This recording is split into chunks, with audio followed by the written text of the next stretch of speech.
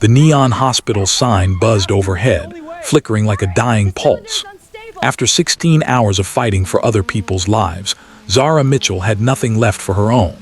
She saw the sleek black sedan idling through the mist, pulled the door open, and whispered her address, falling into a deep sleep before she realized the man beside her wasn't a driver, but a king of the underworld. Zara Mitchell stepped out of the emergency room, the heavy scent of antiseptic still clinging to her skin. 16 hours of chaos, a triple-car pileup in the ER, the weight of a patient's hand as it went cold in hers. Her green scrubs were wrinkled, her pink backpack felt like it was filled with lead, and the midnight rain turned the streetlights into hazy halos. When she saw the obsidian black car waiting at the curb, she didn't check the license plate. She collapsed into the velvet soft leather, the silence of the cabin wrapping around her like a blanket. She mumbled a tired thank you, closed her eyes. And before she could sense the heavy scent of expensive cologne or the cold steel of the man watching her, exhaustion pulled her under. The heavy door of the sedan closed with a soft, expensive thud, instantly cutting off the roar of the rain and the rhythmic hiss of city traffic. Zara didn't even look at the driver. Her world had narrowed down to the pulsating ache in her calves and the heavy weight of her eyelids. She mumbled her home address, a modest street in a neighborhood that didn't see cars like this, and leaned her head back against the leather. It was too soft for an Uber. The air was too still. It didn't smell like pine freshener or old upholstery. It smelled of expensive sandalwood and the crisp, metallic scent of a cold night. But Zara's brain, fogged by 16 hours of adrenaline and heartbreak, failed to register the warning signs. Her head listed to the side, her pink backpack slipping from her shoulder to the floor mats, and she finally let go. Her temple found something firm yet draped in fine wool, and she drifted into the first dreamless sleep she'd had in weeks. Beside her, Lee Hyun-woo sat perfectly still. He didn't move his shoulder, though the weight of the stranger's head was heavy against him. He didn't signal the two black SUVs following them to intercept. Instead, he looked down. In his world, people didn't close their eyes. They didn't breathe with this kind of rhythmic, defenseless trust. They certainly didn't mistake his private vehicle for a taxi. He looked at the lime-green fabric of her scrubs, the badge clipped to her pocket that read Z Mitchell, RN, and the way her dark curls spilled across the lapel of his black suit. His driver's eyes met his in the rearview mirror, his hand hovering near the holstered weapon at his side, his expression a silent question. Do I remove her? Hyun-woo watched the way her eyelashes fluttered in her sleep. She looked profoundly human, a stark contrast to the tactical maps and casualty projections currently glowing on his laptop screen. He felt a strange, sharp pang of restraint. To wake her would be to bring her into his world of shadows and steel. To let her sleep was a mercy he didn't usually grant. "Sir," the driver whispered, his voice tight. Hyun-woo reached out, his long fingers hovering just inches from her face, tracing the curve of her jaw without making contact. He could see the faint shadows under her eyes, the mark of a woman who spent her life stitching the world back together while he spent his pulling it apart. "Keep driving," Hyun-woo said, his voice a low, melodic rasp. "Take the long way through the district. Drive as if you're carrying glass." As the car glided through the neon-soaked streets of the city, the Mafia boss closed his laptop, letting the darkness of the cabin swallow them both. For the first time in years, he wasn't looking at a target, he was looking at a sanctuary. The transition from sleep to consciousness was usually a violent jerk for Zara, a reflex honed by months of pagers and emergency codes. But this time, it was the silence that woke her. The vibration of the road had vanished, replaced by a stillness so profound it felt heavy. Zara blinked, her vision swimming. The first thing she noticed was the smell, rich, earthy, and decidedly not like her cramped studio apartment. Then she realized her cheek was pressed against something warm and impossibly smooth. She sat up abruptly, her joints groaning in protest, and looked to her left. A man sat there. He was watching her with a composure that bordered on the statuesque, his dark eyes reflecting the dim amber glow of a courtyard lantern outside. He didn't look angry, he looked curious, like an apex predator observing a creature that had wandered into his den by mistake. "You're awake," he said. His voice was a calm, resonant baritone that sent a shiver down Zara's spine, not of fear but of an instinctual awareness that she was in the presence of absolute power. I'm so sorry," Zara stammered, her hands scrambling for her pink backpack. "I must have crashed. Wait, this isn't 4th Avenue. She looked out the tinted window and her heart performed a sickening drop. They weren't on a city street. They were parked beneath a sprawling stone portico of a modern fortress, a glass and steel monolith tucked away behind high walls and iron gates. The car door was open from the outside, but not by a friendly neighbor. A man in a sharp black suit with a coiled earpiece stood at attention, his posture rigid. Beyond him, 3 more. Men paced the perimeter, the unmistakable silhouettes of tactical hardware visible beneath their jackets. This wasn't a neighborhood watch, this was a small army. "Where am I?" Zara asked, her voice trembling as she turned back to the man in the car. "Who are you?" Lee Hyun-woo stepped out of the vehicle, his movements fluid and predatory. He turned and offered a hand to her, a gesture of startling chivalry in a setting that screamed danger. "My name is Lee Hyun-woo," he replied simply. "And you, Zara Mitchell, have spent the last hour sleeping on the shoulder of a man with many enemies. For your own safety, you cannot go home tonight." Zara stared at his outstretched hand, then at the armed guards standing like statues in the rain. The exhaustion that had clouded her mind evaporated, replaced by the cold, sharp clarity of a woman who realized she hadn't just taken the wrong ride. She had crossed a border into a world where she didn't belong. The dining hall was a cathedral of cold marble and sharp shadows, the air heavy with the scent of braised short ribs and tension. Zara sat at the long obsidian table, her green scrubs a jarring splash of color against the monochromatic elegance. Across from her sat a younger man, Min-ho, whose features mirrored Hyun-woo's but lacked his brother's tempered steel. He was laughing, a bright, careless sound that seemed too fragile for a fortress when the world shattered. The first shot didn't sound like a gun. It sounded like the snap of a high-tension wire. A window high above disintegrated, showering the silk runner in diamonds of glass. Chaos followed with surgical precision. Hyun-woo was on his feet in a heartbeat, his chair skidding back as he lunged toward Zara, his body a shield of heavy wool and hardened intent. "Down!" he roared, but the secondary blast from the courtyard threw the room into a hellish strobe of fire and smoke. In the scramble for cover, a jagged shard of debris or a stray round, Zara couldn't tell which caught Min-ho in the neck. He collapsed not with a cry but with a terrifying wet gurgle. The guards engaged, the rhythmic thud-thud-thud of suppressed weapons echoing in the halls, but Zara's world had already narrowed to the man choking on his own life on the floor. Hyun-woo reached his brother, his hands hovering, uselessly powerful. "Min-ho, breathe. Move," Zara commanded. It wasn't a request. It was the voice of the ER, a cold, commanding authority that stopped even Hyun-woo in his tracks. She dropped to her knees, her pink backpack abandoned as she tore through the silver service on the table. Min-ho's face was turning a bruised purple, his airway collapsing under a massive hematoma. "He's suffocating," Zara hissed, her fingers flying over his throat, feeling for the anatomy amidst the blood. She grabbed a silver paring knife from a fruit plate, the blade sharp enough to glide through silk. "I need a straw, a hard plastic one, now." One of the stunned guards fumbled a sturdy boba straw from a drink tray. Zara didn't hesitate. With the steady hand of a woman who had looked death in the eye every night for a decade, she made a precise, horizontal incision just below the vocal cords. Blood bubbled, hot and red, staining her hands and the white silk of Min-ho's shirt. She slid the straw into the opening, creating a crude, life-saving vent. A ragged, whistling breath pulled through the plastic tube. Min-ho's chest rose. The purple faded from his lips. Zara stayed there, her knees in the blood, her hands steadying the straw as the gunfire outside faded into a grim silence. She looked up to find Hyun-woo staring at her. The fascination in his eyes had hardened into something deeper, an intense, terrifying respect. He realized then that while his world was built on taking lives, this woman was a force that could snatch them back from the grave.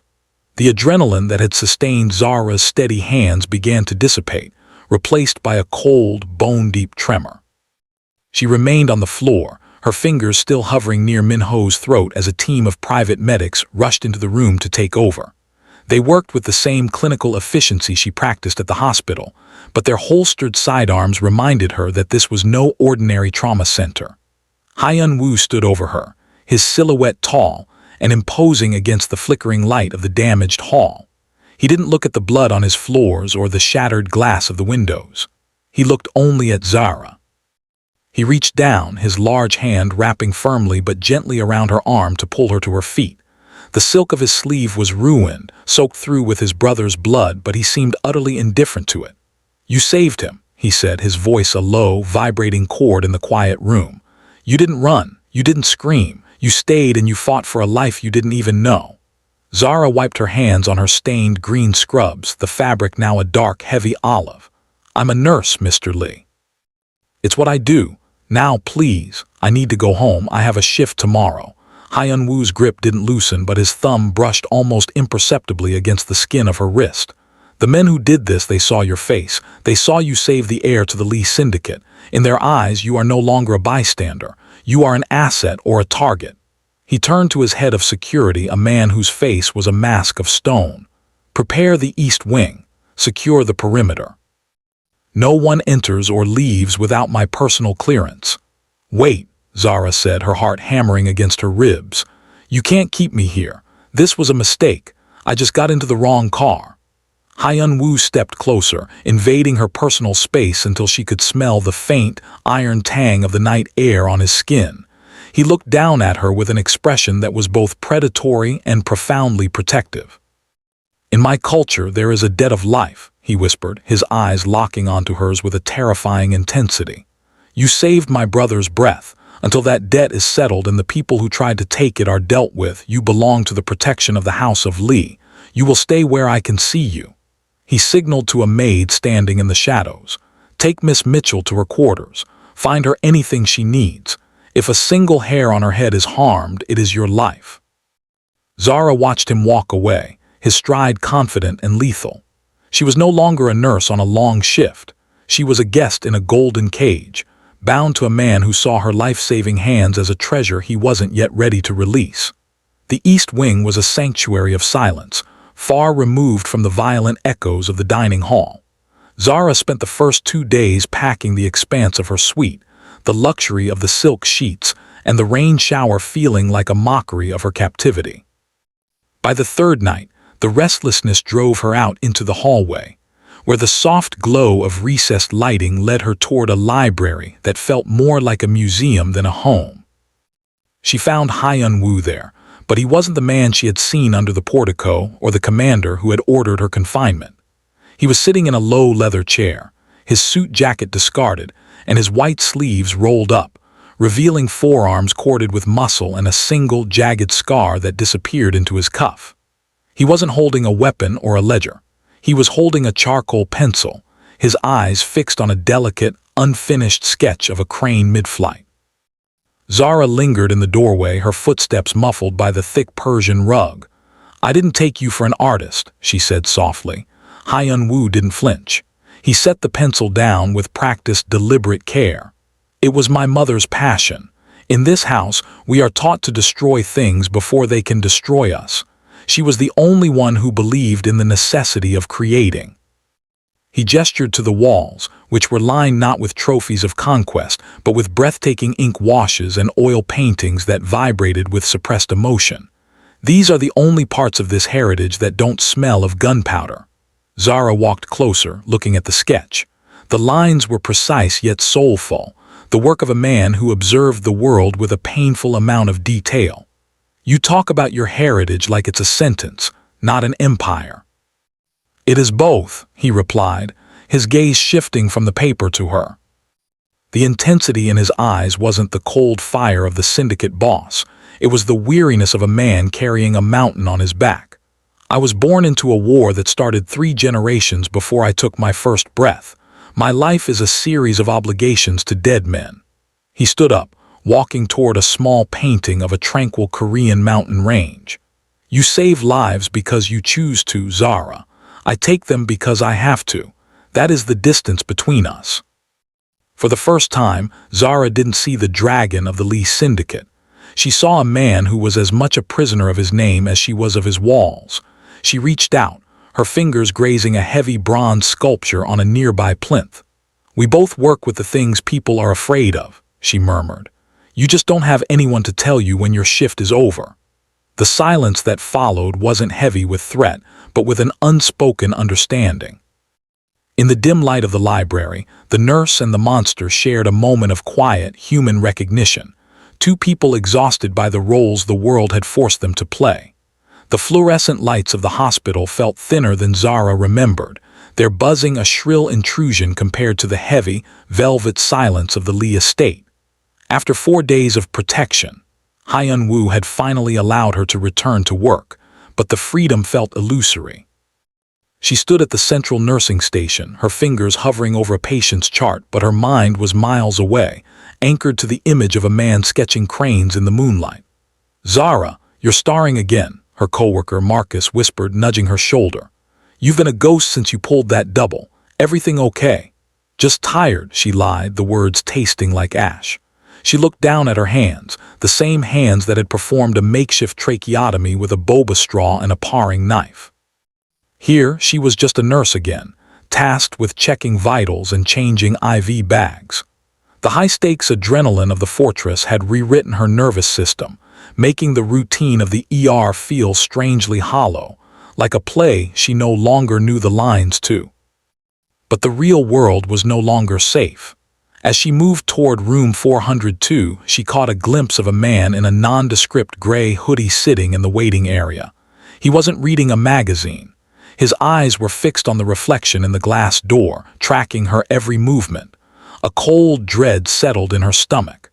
She knew that look, the practiced peripheral gaze of a sentinel. She didn't know if he was one of Lee Hyun-woo's shadows or a scout for the rivals who had shattered the dining room windows, and that uncertainty was a poison. During her lunch break, she stepped out into the damp air of the ambulance bay, seeking a moment of clarity. A black sedan, not a luxury model but something meant to blend in, was parked across the street. The driver didn't look away when she made eye contact. He simply nodded, a silent acknowledgement that she was being monitored, a piece on a chessboard she didn't fully understand. She checked her phone. No messages from the hospital administration, just a single notification from an unknown encrypted number. "Eat. You haven't had a break in 5 hours." The realization hit her with the force of a physical blow. The outside world was gone. The boundaries had dissolved the moment she fell asleep in the wrong car. Her friends were just people who didn't know she was a target, and her workplace was now a battlefield waiting for the first shot. She wasn't just Zara Mitchell anymore. She was a variable in a syndicate war, and the man who claimed to protect her had woven her so deeply into his web that even the air she breathed felt like it belonged to him. The shift change was always the most dangerous time, a blur of exhausted bodies and distracted minds. Zara was heading to the employee parking lot, her keys tight in her hand, when the shadow emerged from behind a concrete pillar. It wasn't the silent, respectful presence of Lee Hyun-woo's men. This was a jagged, oily coldness. A man with a face like a serrated blade stepped into the light. He didn't reach for a gun. Instead, he held out a small, amber glass vial. It looked like any other medication from the hospital pharmacy, innocent and sterile. "Mr. Lee is a sick man in his own way," the stranger said, his voice a low, gravelly rasp. "He trusts you now. He lets you near his tea, his wounds, his bedside. 1 cc of this in his evening dose and you can go back to being a ghost. No more guards, no more targets on your back. We'll even provide the relocation fee. You can be a nurse in Hawaii by sunrise." Zara looked at the vial, her heart drumming against her ribs. This was the way out she had prayed for, the chance to scrub the scent of expensive sandalwood and iron from her life and return to a world that made sense. She thought of the hospital's fluorescent hum and the simple safety of a life where she didn't know the names of Mafia heirs. "Why me?" she whispered. "Because he won't see it coming from the woman who saved his brother. You're his only blind spot." The man pressed the vial into her palm. His skin was cold, devoid of the strange, hidden warmth she had felt from Lee Hyun-woo in the library. He slipped back into the shadows, leaving her with the weight of a kingdom in her hand. That night, the fortress felt heavier than usual. Zara stood in the private dispensary, the amber vial sitting on the marble counter next to Lee Hyun-woo's prescribed antibiotics. The choice was a surgical line: save herself and kill the monster, or protect the monster and lose herself. She thought of Lee Hyun-woo's charcoal sketches, the cranes that wanted to fly but were bound to the paper. She thought of the way he had watched her sleep, not as a predator, but as a man who had forgotten what peace looked like. He was a monster, yes, but he was a monster who had shielded her with his own body without a second thought. When the door opened, Lee Hyun-woo walked in, looking weary, his tie loosened and his dark hair disheveled. He looked at her, and for a fleeting second his guard dropped. "You look pale, Zara. Did the hospital take too much from you today?" Zara's fingers tightened around the amber vial in her pocket. She looked at the man who had turned her life into a gilded cage, and then she looked at the trash bin. With a sharp, decisive movement, she pulled the vial out and dropped it into the sharps container, the glass shattering against the bottom. "Someone tried to buy my hands today," she said, her voice trembling but clear. "They wanted me to end the war by ending you." Lee Hyun-woo froze, his eyes darkening into obsidian. He stepped toward her, his presence filling the room, but Zara didn't flinch. She reached out, her fingers grazing his pulse point, not to check his vitals but to ground him. "I chose the monster," she whispered. "Now you better make sure it was worth it." The sirens outside weren't from arriving ambulances. They were the first notes of a funeral dirge. The power in the hospital flickered once, twice, and then died, plunged the emergency room into a terrifying backup generator red. Zara felt the shift in the air before she heard the glass shatter, a heavy, pressurized silence that preceded the storm. "They're here," she whispered, her hands instinctively clutching a tray of trauma supplies. The double doors of the ambulance bay burst open, but it wasn't a patient on a gurney. It was Lee Hyun-woo. He moved through the chaos like a shadow made of steel, a suppressed submachine gun held low against his thigh. He wasn't wearing the tailored suit of a businessman. He wore tactical black, his eyes scanning the corridors with a lethal, focused intensity. "Zara, get the patients to the interior wards. Now," he commanded, his voice cutting through the rising screams of the staff. The first volley of gunfire chewed through the drywall of the waiting room. Zara didn't scream. She didn't freeze. The savior complex that had governed her life took over, merging with the cold survival instinct she had learned in the Lee fortress. She lunged for a terrified elderly man in a wheelchair, shoving him toward the central supply closet. "Marcus, use the service elevator for the non-ambulatory. Go." Bullets raked the nursing station, sending plastic folders and computer monitors exploding into the air. Lee Hyun-woo returned fire, his movements a brutal, efficient dance. He used a heavy metal crash cart as a rolling shield, pushing it forward to close the gap between him and the gunmen infiltrating the lobby. "Behind you!" Zara shrieked. A rival enforcer had rounded the corner of the triage desk, leveling a shotgun at Lee Hyun-woo's back. Without thinking, Zara hurled a heavy oxygen tank from the floor. It struck the man's shoulder, throwing his aim off just as Lee Hyun-woo spun, neutralizing the threat with a double tap to the chest. Lee Hyun-woo reached her in 2 strides, pinning her against the wall as a grenade detonated in the parking lot, blowing out the remaining windows. Smoke, thick and smelling of ozone, filled the hallway. He pressed his forehead against hers for a fleeting, desperate second. "I told you to stay at the estate," he rasped, his hand cupping the back of her neck, checking her for wounds. "And I told you I have a shift," she shot back, her green scrubs now blackened by soot and blood. "There are 12 people in the ICU who can't move. If you want to protect me, protect them." Lee Hyun-woo looked at the woman he had tried to cage, realizing she was never the prey, she was the heartbeat of the battlefield. "Hold the line here," he told his remaining men.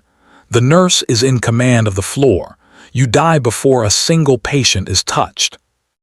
As the syndicate war turned the halls of healing into a slaughterhouse, the Mafia boss and the nurse stood back to back, one holding a weapon of death, the other a kit for life, refusing to let the darkness take the ground they stood on.